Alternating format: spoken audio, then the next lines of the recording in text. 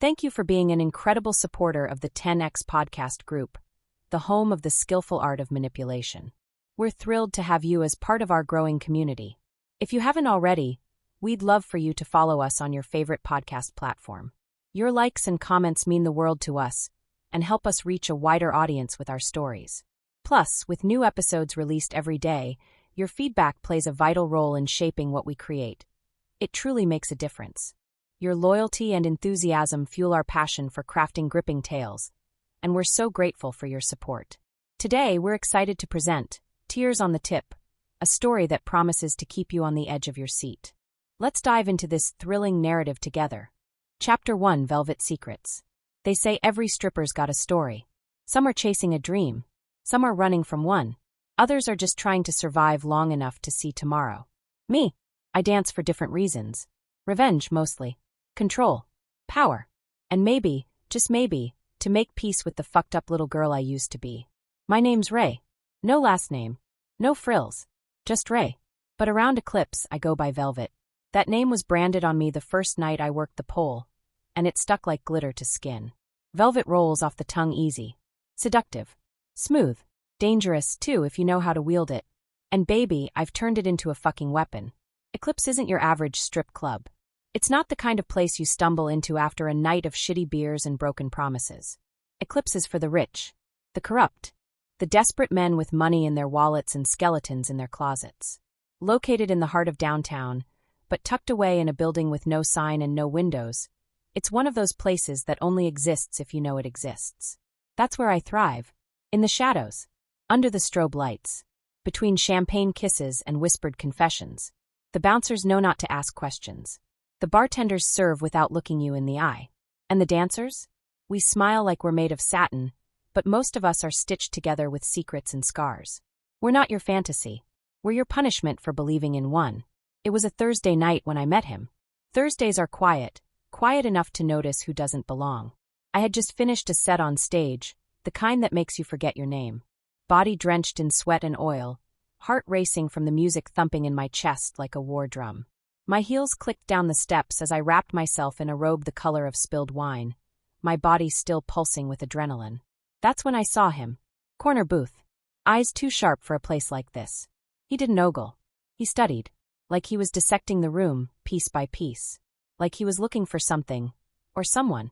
His suit screamed money, but the tension in his shoulders? That whispered regret. His watch flashed a brief glint of light, Rolex. Black face. Diamond bezel. Customized. I clocked it in one glance. Men like him don't come to Eclipse for pleasure. They come to confess. I approached him slow, graceful, deliberate. Every move calculated. I knew the way the light would hit the side of my thigh. I knew what the scent of vanilla and bourbon in my hair would do when I leaned in close. I knew the tremble in his hand wasn't from nerves. It was from guilt. Watching or buying? I asked, letting my voice drawl just enough to tease. He looked up at me like he'd forgotten he was in a strip club. Like he wasn't sure if I was real. His lips parted, words catching in his throat. You always this blunt. Only with men who look like they've got a secret bleeding out of them, I replied, cocking my head. And baby, you look like you're drowning in it. He smirked, trying to play it cool. But I saw it. That flicker of something. Fear. Curiosity. Lust. All tangled together behind those tailored eyes. He nodded toward the private suites upstairs. Hook. Line. Sinner. We walked through the velvet curtain into the back, past the smell of cologne and shame. The hallway was lined with red lighting, dim and warm, like a womb. Soundproof doors to each room. Surveillance cameras hidden in the corners, but that's just standard practice. What no one knows, what no one can know, is that I've got a tiny mic tucked in the lining of my thong and a discreet voice recorder strapped to the inside of my thigh. Not for safety. For leverage. While the other girls hustle for $100 tips, I collect sins. I harvest dirty little secrets and sell them to the highest bidder. Politicians, tech bros, trust fund degenerates, they come here thinking they're gods. They leave as articles. Anonymous sources. Tabloid chaos. And I watch the world burn from a velvet throne. Inside the room, I started the routine. Soft music played through the built-in speakers. Slow jazz, sultry and sad. The kind of shit that makes men think they're deep. I straddled his lap without touching him, just close enough to feel his breath hitch when I leaned in. My lips brushed his ear. You here for pleasure, or confession? He chuckled, but it wasn't genuine. His fingers flexed on the leather seat beneath him. What makes you think I've got anything to confess? I smiled, slow and wicked. Because you haven't blinked since I sat down. Because your knees bouncing like a guilty heartbeat. And because I can smell regret stronger than cologne. He stared at me. Then he said, "You ever hear of Northgate Tech?" The name hit like a gut punch. Northgate Tech was in the news last year. A massive data privacy scandal. Whispers of blackmail. Disappearing employees. But it was buried fast, too fast. Nobody ever took the fall. Until now. He leaned in, voice low. "I'm about to leak something that'll fuck everything up. I mean everything. But I need it to look like an accident. Like it just slipped." My hips moved in rhythm with the music. I traced his jawline with the tip of my nail. "Then let me be your accident, baby." He told me everything. About the offshore accounts. The money laundering. The executives stealing from their own clients. About how he tried to back out, and they sent a message. A real message. A woman in his department fell from her balcony last week. He said it with a hollow look in his eyes. By the time he was finished talking, I knew the names, dates, transactions, and passwords. I had it all burned into my brain like scripture. He exhaled, and for a second I saw him soften. Vulnerability leaking through the cracks. "Do you think I'm a bad person?" he asked. I paused, lips inches from his. "No," I whispered. "I think you're just not good at being one." I kissed him then. Not out of attraction. Not out of sympathy. But because I needed him to think this was a moment. That what happened in this room stayed in this room. It didn't. Later that night, when the club emptied and the floor stank of sweat and spilled drinks, I walked to my locker. I pulled out my burner phone, opened a secure folder, and uploaded the voice recording to an encrypted server. Subject: The Canary Sings. Recipient: Midnight Buzz anonymous tip line. I watched the progress bar crawl across the screen as the city outside slept soundly in ignorance. Then I lit a cigarette, even though I quit months ago. Some nights just taste better with ash on your tongue. I walked home in silence, past alleys that smelled like regret, past storefronts that would never know what I'd done. In my apartment, bare walls, stained carpet, broken blinds. I poured myself a glass of whiskey and sat on the edge of my bed. There was a photograph under the mattress. I pulled it out with trembling fingers.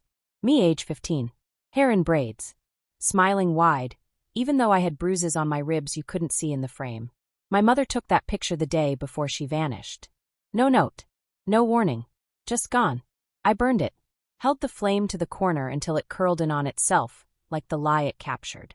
Watched it smolder in the ashtray like a funeral pyre. "We're not victims anymore," I whispered to the ashes. "We're the fucking storm now." Chapter 2. Champagne and Chloroform. I woke up the next morning to chaos. Northgate Tech was trending. Everywhere. Hashtag Gate Gone Wrong, hashtag Leak the Truth, and my personal favorite, hashtag Tech Trash Tuesday. Headlines screamed from every screen. Whistleblower exposes billion-dollar conspiracy. Private data breach tied to political corruption. Northgate execs under investigation. And me. I was sipping coffee on my fire escape, legs crossed, wrapped in an old silk robe that still smelled like perfume and sex. I watched the sunrise cut through the skyline like a blade, and wondered how many corporate offices were going up in flames while their lawyers scrambled to clean up the blood. I should have felt powerful. Victorious. I should have let the satisfaction sink into my bones. But instead, I felt watched. Not paranoid. Not nervous. Watched. There's a difference. My building is old. Brick and iron. The kind of place that creaks when it's cold and moans when it's not. And yet, that morning it was silent. Still, like the whole world was holding its breath. That silence wrapped around me like a vice, and deep in my gut, something twisted. I lit a cigarette I didn't want and tried to shake it. By noon, I was at Eclipse.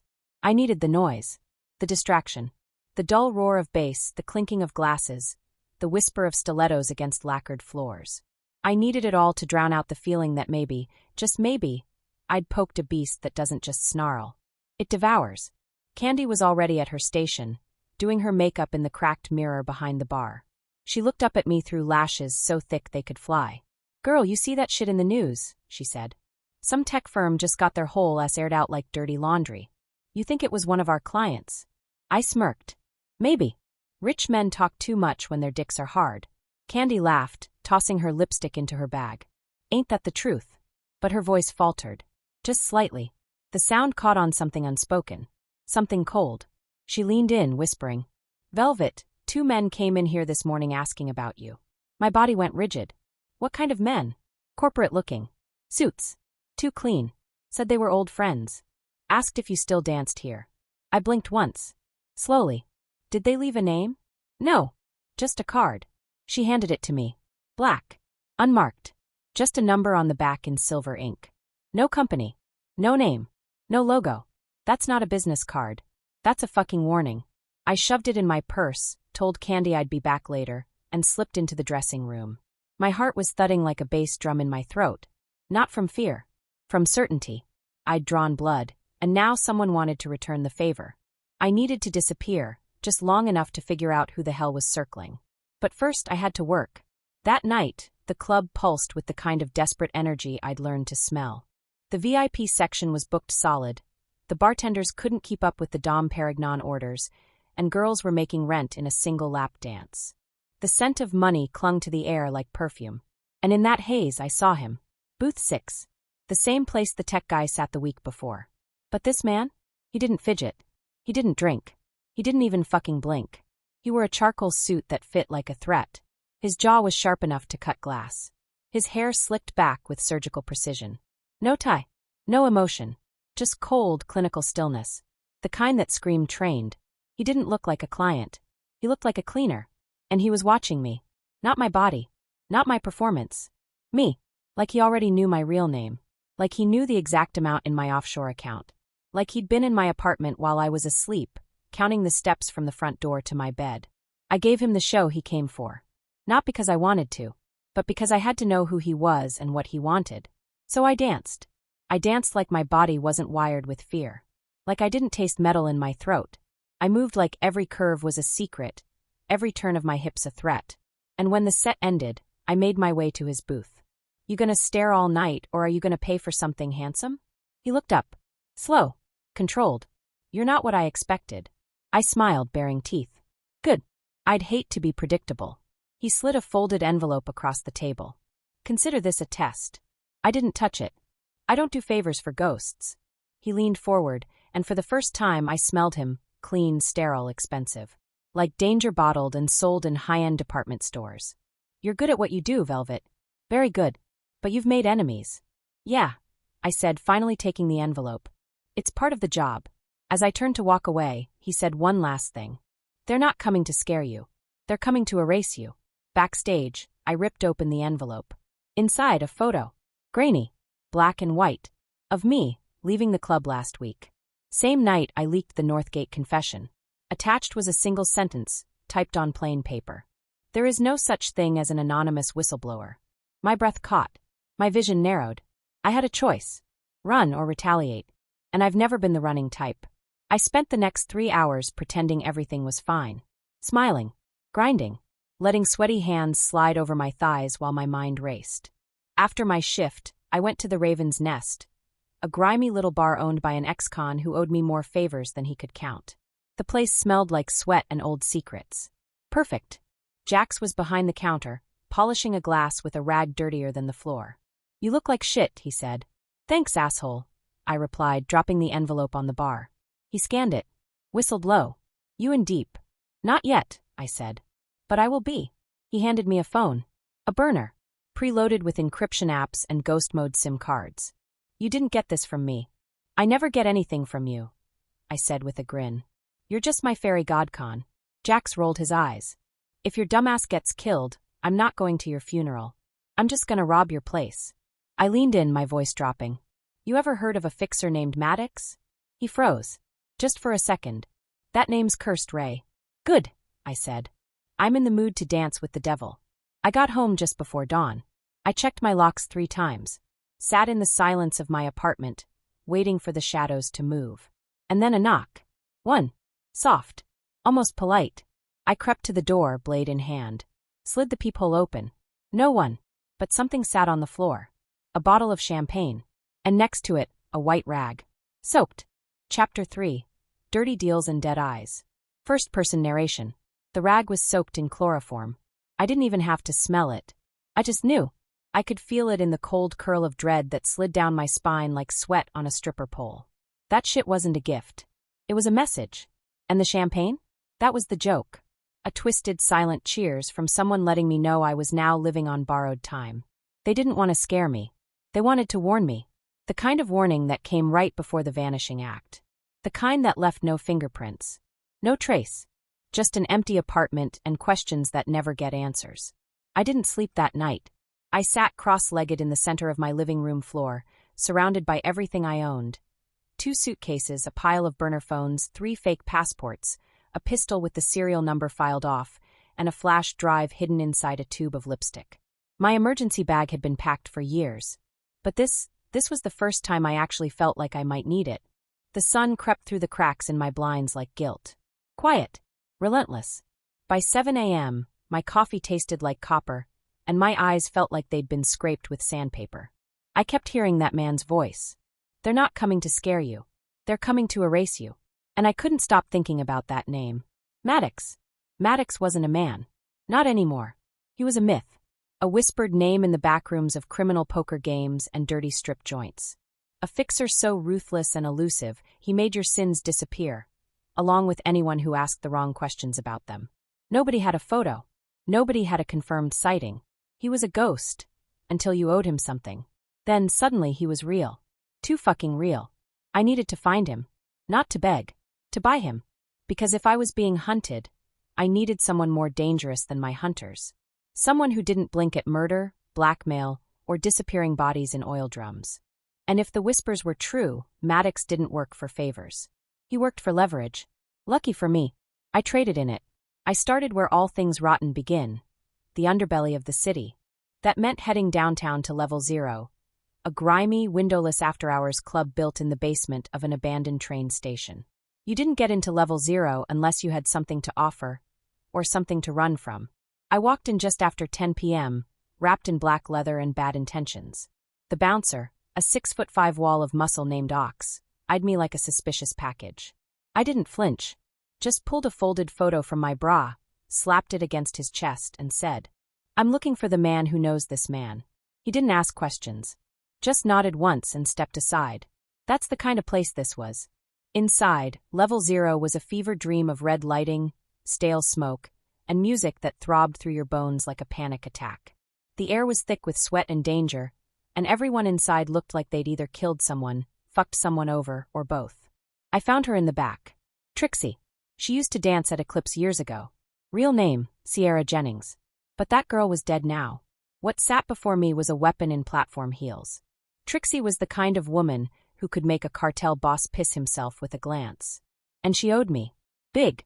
She was perched on a velvet couch, legs crossed, nails blood-red, sipping something that looked expensive and tasted like vengeance. Her eyes lit up when she saw me, but not with joy. With wariness. "Well, well," she said. "If it isn't velvet. Heard you stirred up a shit storm. That true?" I slid into the seat beside her. Close enough to whisper. "I need to find Maddox." Her face didn't change. Not even a blink. "You got a death wish?" "No. Just a list." She chuckled. "You think you can hire him? Like he's a fucking hitman on Craigslist." "I don't want to hire him. I want to make a deal." Her eyes narrowed. "Deals with Maddox don't end well." I leaned in, slow and steady. "Neither do threats from Northgate." She froze. I saw the recognition spark behind her eyes. The headlines. The leaked files. The whispers that someone inside had flipped. I saw the dots connecting in real time. "Jesus," she muttered. "You're the whistleblower." I didn't confirm it. Didn't need to. "I have information," I said. "And I need protection. The kind only he can provide." Trixie sat back, swirling her drink. "There's a door. On the East River docks. Building looks abandoned. No windows. No signage. You knock 4 times.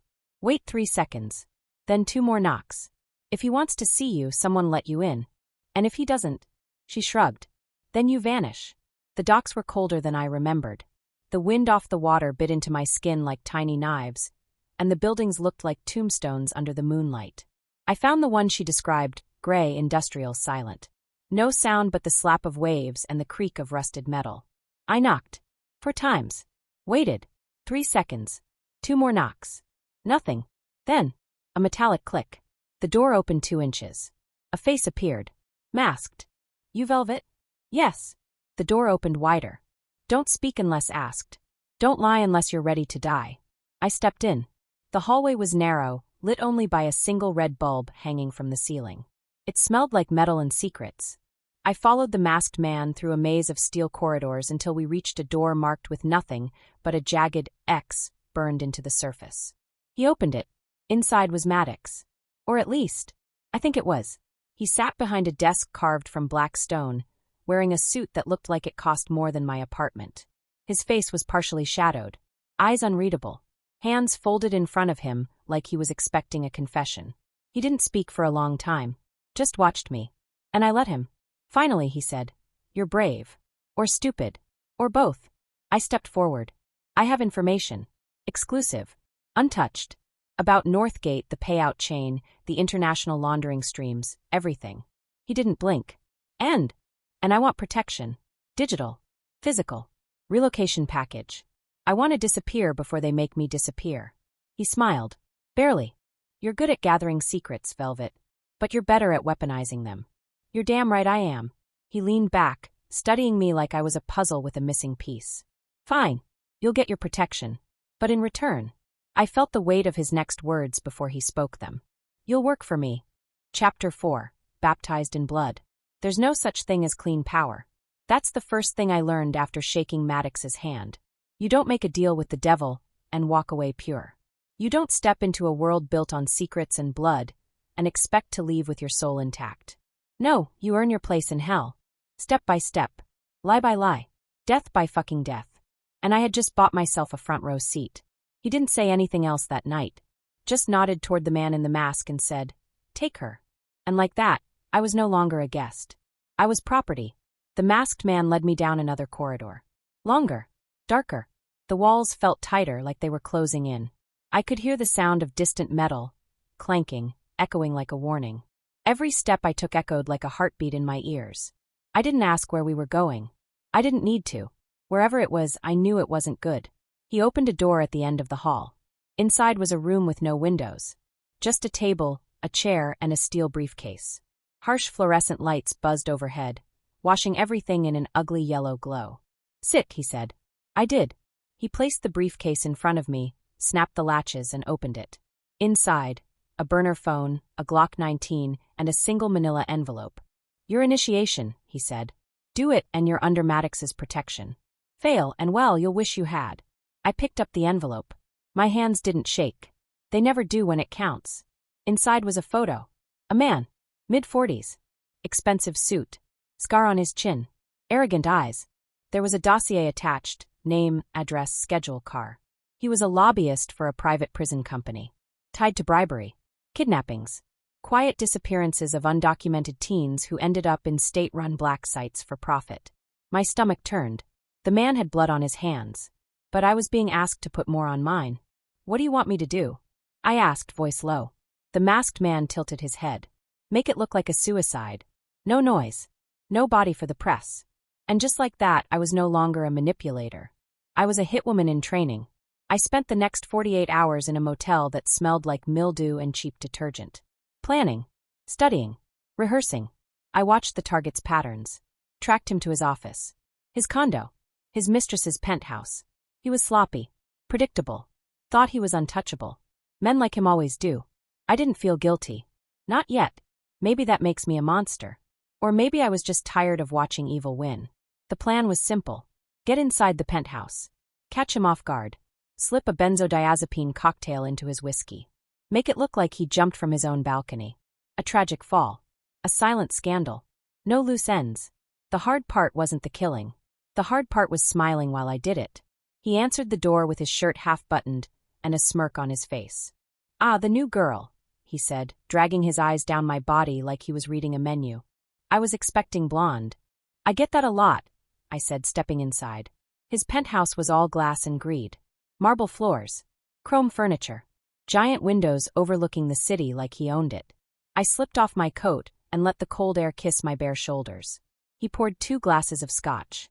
I watched him drop ice cubes into mine. Amateur move. I slipped the drug into his drink when he turned to check his phone. 30 minutes later, he was swaying. 40 minutes, he was on the floor. I didn't panic. I didn't hesitate. I dragged him to the balcony, positioned him against the railing like he was contemplating something deep. I made sure the security cams caught him pacing, nervous, erratic. I planted his phone on the ledge with a half-written note on screen. Then I pushed him. He didn't scream. Just disappeared into the night like a dropped cigarette. By dawn, I was back at Maddox's. The masked man opened the door. He jumped, I said flatly. He stepped aside. Maddox was seated at the same stone desk. This time, a glass of something amber sat before him. He didn't look up. You followed the instructions, he said. Efficient. Quiet. No press interference. I waited. Then he looked at me. But it wasn't admiration in his eyes. It wasn't even approval. It was ownership. You belong to me now, he said. You understand that? I nodded. Because that's what the game was now. No more secrets for sale. No more playing the middle. I was inside the web. And Maddox was the spider. The next few days blurred into chaos. I was given a new identity. New address. New phone. I was briefed by a woman named Dahlia, ex-NSA, zero facial expressions, carried herself like she could kill a man with her earring. She trained me on data encryption, ghost tracking, burner laundering, and disposal protocol. We ran drills. Practiced trades. She taught me how to vanish in plain sight, and how to make someone else disappear even easier. And all the while I kept asking myself, what the fuck have I become? I used to cry after a lap dance. Now I was being trained to erase lives. But there was something else happening too. I was starting to like the power. I didn't feel weak anymore. Didn't feel like the girl whose mother abandoned her. Didn't feel like the teenager who was molested by her stepfather while her aunt turned a blind eye. Didn't feel like the stripper pretending to seduce men just to survive. I felt dangerous. And that terrified me. On the 7th day, Maddox summoned me again. This time he wasn't alone. Across the table sat a woman in a silver suit, legs crossed, red lips tight. She turned to me. You're the asset? I bristled. Name's Raye. She's got a spine, the woman said, almost amused. Maddox slid a folder across the table. Inside were photos. Of me. Taken over the last 2 weeks. At the motel. At the penthouse. Even one of me talking to Trixie in level 0. How did these get out? I asked. Maddox stared me down. Someone close to you is leaking. And now they know you're working for me. My stomach dropped. Candy. It had to be. Find the leak, Maddox said. End it. And don't come back until you do. Chapter 5, Pretty Little Corpses. The closer you get to power, the louder betrayal breathes on your neck. It doesn't scream. It whispers. It smiles in your face, pours you a drink, compliments your lipstick, and tells you everything's fine, while it slips a knife between your ribs. I'd lived through men stealing my body, women stealing my tips, cops stealing my freedom, and family stealing my peace. But this was different. Someone knew I was working for Maddox. Someone I trusted had slit my name open and served it to the wolves. And I was going to bury them for it. Eclipse looked different now. Or maybe I did. The lights weren't seductive, they were sinister. The mirrors weren't seductive, they were surveillance. Every laugh sounded hollow. Every compliment sounded rehearsed. The air tasted like perfume and poison, and every dancer I'd ever called sister suddenly looked like a suspect. I walked through the club like I owned it, even though my spine was stiff with tension and my hand never drifted far from the knife in my bag. Candy was behind the bar. She didn't flinch when she saw me. That almost made me sure it was her. Almost. Velvet, she called, smiling wide like I hadn't vanished for a week. Where the hell you been? You missed hella tips, girl. I slid onto the stool in front of her, letting my stare speak first. Got caught up in some private gigs, I said, voice calm. Big money. She leaned forward, low-cut top showing just enough to keep the drunks focused. You always had a way of landing whales. What's your secret? I let the silence stretch before answering. I listen when they talk. Her smile faltered just a millimeter. Then she covered it. Laughed. Girl, you always been a mind reader. Something like that. I sipped the drink she slid to me. Didn't swallow. Let it touch my lips just long enough to sell the lie, then set it back down. In this game, trust wasn't just dead. It had been cremated and scattered across 6 counties. I watched the room. Lola, rubbing her ass on a client's lap while whispering in his ear. Could be her. Maya, giving that fake giggle she always gave when she was eavesdropping. Could be her too. Trixie had warned me that someone close was the leak, but I hadn't realized how fucking close she meant. I had to be surgical. I had to be precise. I had to play dumb. Backstage, the dressing room smelled like heat, hairspray, and anxiety. My reflection stared back at me in the mirror. Eyes sharper, colder, lips lined with venom. I wasn't Velvet anymore. I was Raye and wore paint. Candy walked in behind me. "Got a sec?" she asked. I nodded. She sat on the bench beside me, close enough to kill. "I missed you," she said. I turned slowly. "You ever miss someone so much it starts to look like guilt?" I asked, soft. She blinked. "What?" "Nothing," I said, standing. "Just thinking out loud." I walked away before she could answer. Let her sit with that. I needed evidence. And Maddox had drilled this into me: never confront until you're sure. So I bugged her locker. Slipped a mic into her bag. Left a tracker in her heels. Watched. Waited. 3 nights passed. Nothing. And then on the 4th, bingo. The mic picked up a conversation in the bathroom. Candy on the phone. Whispering fast. Panicked. "I don't know what she knows, okay? She's back. She's asking questions. I told you I only passed on the client names. That was it. I didn't know she was working with him." The phone buzzed louder. "I know what he's capable of. Don't say his name. Don't. Hello? Hello." I played it back twice. She was the leak. Not malicious. Not greedy. Scared. Scared people make the worst traitors because they'll sell anything to feel safe. Even you. I found her that night in the storage room, counting bottles for the bartender. Alone. Vulnerable. Still wearing that same shade of lipstick I used to borrow. I closed the door behind me. She turned, startled. "Hey, I was just..." "You gave them my name." Her face froze. I stepped closer. "You sold me out." "Don't lie, Candy." I heard the call. Her hands trembled. I didn't mean to, okay? I didn't know who you were working with. They said it was just for info. Just for background. I didn't know they'd come for you. You didn't ask." She opened her mouth to cry. And that pissed me off more than anything. Because when you betray someone like me, you don't get to cry. "You put a fucking chloroform rag on my doorstep," I whispered. "You almost put a bullet in my head." "I'm sorry," she said, tears falling. "I didn't know it would go that far. Please, Velvet. Please, I didn't mean to hurt you." "You didn't hurt me," I said. "You hurt yourself." Then I pulled the syringe out of my pocket. Dahlia had given it to me before I left Maddox's compound. Clear liquid. Fast. Quiet. Untraceable. "You only get one," she said. "Use it wisely." I injected it into Candy's neck before she could scream. Her eyes went wide. Her knees buckled. She crumpled to the floor like a marionette with its strings cut. No blood. No mess. Just betrayal silenced. I stared at her body. Then I knelt beside her and whispered. "You were the closest thing I had to a friend. That's why it hurts like this." Then I walked away. I texted Maddox one word: done. He responded in under a minute. "You're clean. Report in 24 hours. New assignment waiting." Back at home, I stripped off my clothes and stood in the mirror naked. I looked at my body, curves that once danced for cash, skin that had absorbed so many lies, hands that had pulled secrets out of men with nothing but a smile and a grind.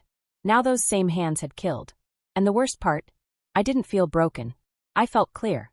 Like I'd finally become the thing the world always treated me as. Dangerous. Unapologetic. Untouchable.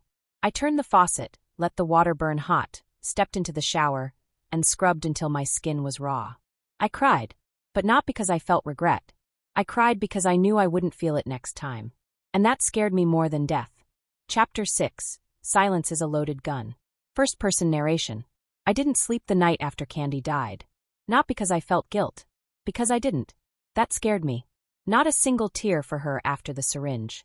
Not a single moment of hesitation as her body hit the floor. I didn't even flinch. I washed my hands. Washed my hair. Cleaned under my nails.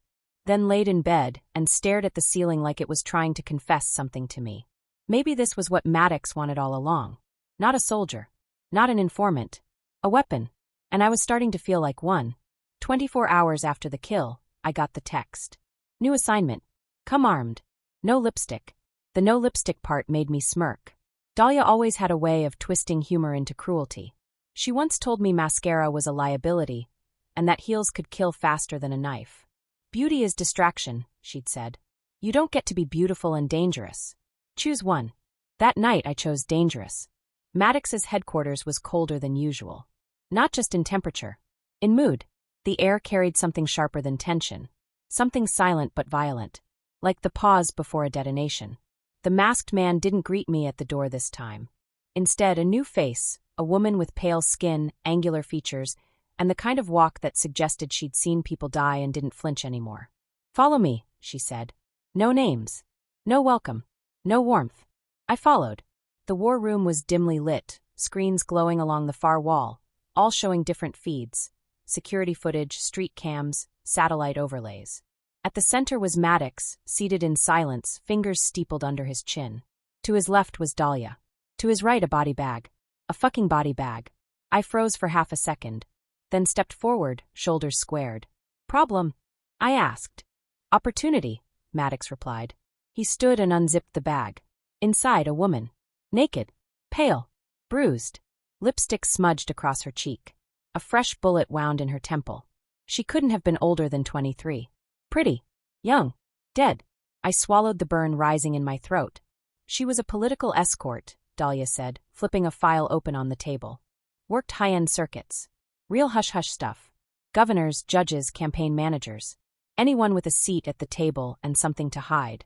Maddox passed me the file. Inside were photos of her alive, smiling.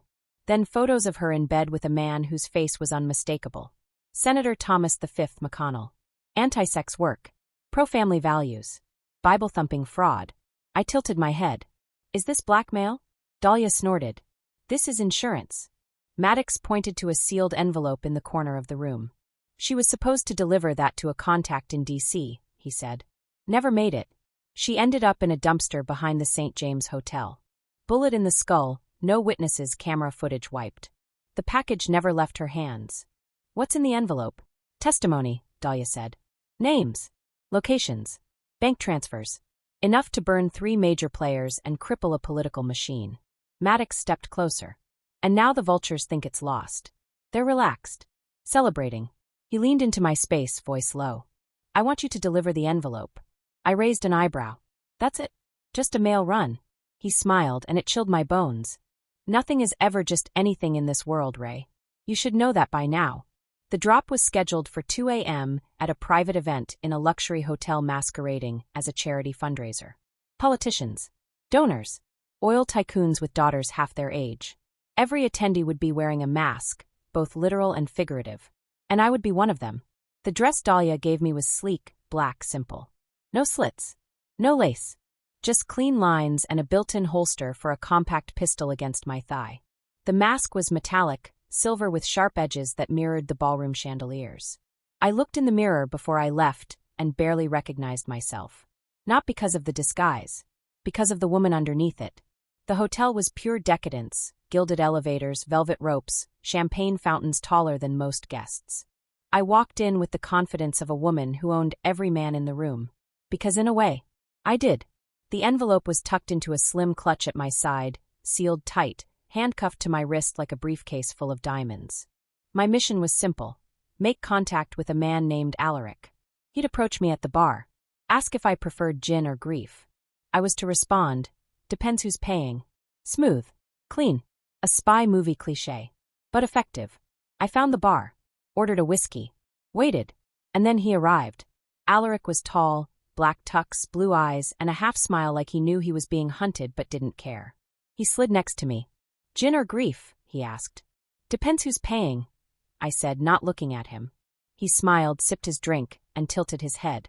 "You're younger than I expected." "You're more disposable than I expected," I replied. We held the silence for a beat. Then he laughed. "Follow me." We moved through the crowd like shadows. Into a service elevator. Down to a maintenance corridor that smelled like bleach and secrets. He led me to a storage room. Inside, a table. 2 chairs. "Set it down," he said. I placed the envelope on the table, then stepped back. He reached for it, and that's when all hell broke loose. The lights cut out. A scream echoed from somewhere above. Then gunfire. Rapid. Brutal. Close. Alaric pulled a pistol from his coat, motioned me back. "Stay behind me." "Fuck that," I hissed, drawing mine from the thigh holster. He opened the door slowly. 2 bodies in the hallway. Security. Throats slit. Blood slicked the tile floor like paint. "This wasn't random," I said. "They knew. Somebody burned us," he whispered. We moved fast, silent. I clutched the envelope to my chest like it was a newborn. We made it to the loading dock, ducked behind a van. Alaric hit a button on his watch, and a black SUV screeched to a stop at the far end. "Go," he barked.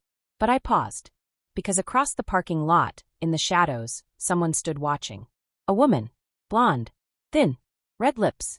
I recognized her in an instant. Lola. From Eclipse. She saw me. Smiled. Then turned and vanished into the night. Back at headquarters, I delivered the envelope. No words. Just the exchange. Maddox didn't ask what happened. He already knew. Dahlia nodded. "We've got a mole." I said nothing. My heart thundered. My fingers twitched. My mind spun. 2 leaks? Or something worse? Maddox met my gaze. "I need you to find her," he said. I didn't have to ask who. I nodded once, then walked out, whispering under my breath. Silence is a loaded gun. And I'm about to pull the trigger. Chapter 7, Velvet Noose. First-person narration. There's a moment, right before you pull the trigger, where the world goes quiet. Your breath pauses. Your fingers go still. Time folds in on itself like an origami heart. And in that pause, there's one question you have to answer before the bullet flies. Is this vengeance, or is it survival? I'd spent most of my life not knowing the difference. But tonight, I did. Because tonight, I wasn't just going to kill Lola. I was going to bury the last piece of who I used to be. After the shootout at the hotel, Maddox went underground. No more direct contact. No more briefings. No more missions. Just a single encrypted message. She was never just a leak. Find her. End it. I knew what that meant. Lola wasn't just selling names. She was orchestrating the whole fucking thing. I didn't go back to Eclipse. That world was gone. Dead. The club, the dressing rooms, the glitter on my skin, all of it dissolved like sugar in blood. I wasn't Velvet anymore. That bitch was hanging from the rafters in some metaphorical backroom, eyes open, lips still painted, but long since lifeless. Now I was Raye. And Raye had work to do. I started digging. Tracing Lola's steps. Pulling favors. Calling ghosts. I broke into her old apartment. Found evidence she'd cleared out 2 days before the hotel ambush. Half-packed bags, a dead phone, fake IDs.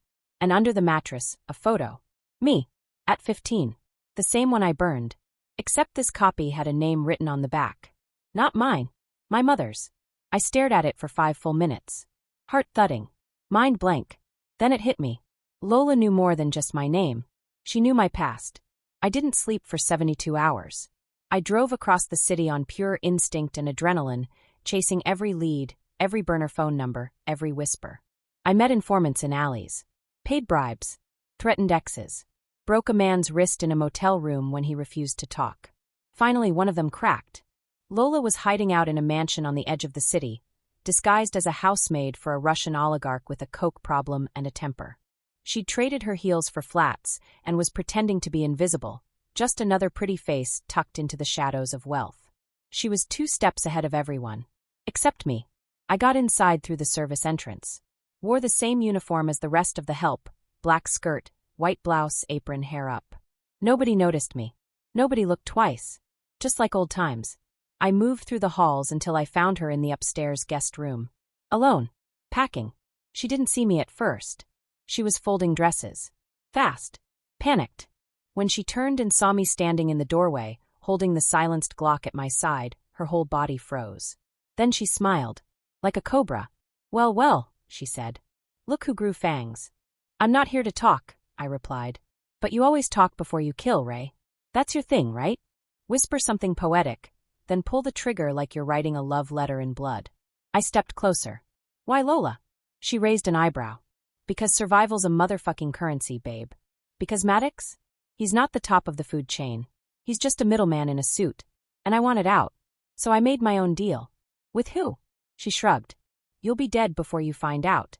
I aimed the gun at her head. And for a moment, I saw the girl she used to be. The girl I used to trust.